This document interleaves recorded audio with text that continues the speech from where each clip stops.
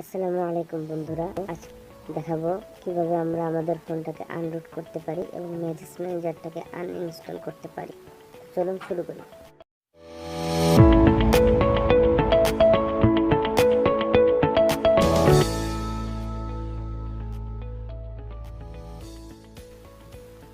Root uninstall করার জন্য দুইটা উপায় আছে। একটা হচ্ছে জিপ ফাইল ফ্ল্যাশ করে করতে পারি, আর একটা হচ্ছে আমরা ম্যাজিস্ক ম্যানেজার থেকে রুটটা আনইনস্টল করতে পারি। তো জিপ ফাইল ফ্ল্যাশ করতে গেলে আমাদের TWRPটা অবশ্যই জরুরি।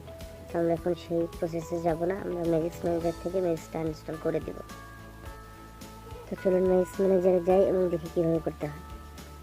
ম্যাজিস্ক ম্যানেজারে সিম্পলি দেখবেন আনইনস্টল ম্যাজিস্ক আছে, এখান থেকে কমপ্লিট আনইনস্টলে ক্লিক করবেন। এখানে একটা কথা বলি, আপনি যদি বুট ইমেজ দিয়ে ফোনটাকে রুট করে থাকেন তাহলে রিস্টোর ইমেজে ক্লিক করুন। আমি রিকভারি থেকে ইনস্টল করেছি তাই কমপ্লিট আনইনস্টলে ক্লিক করব। কিছুক্ষণ অপেক্ষা করব, তারপরে ফোনটা রিস্টার্ট নিয়ে কোনো সমস্যা না হয়ে থাকে রিস্টার্টের পর ইনশাল্লাহ আপনার ফোনটি রুট আনইনস্টল হয়ে যাবে।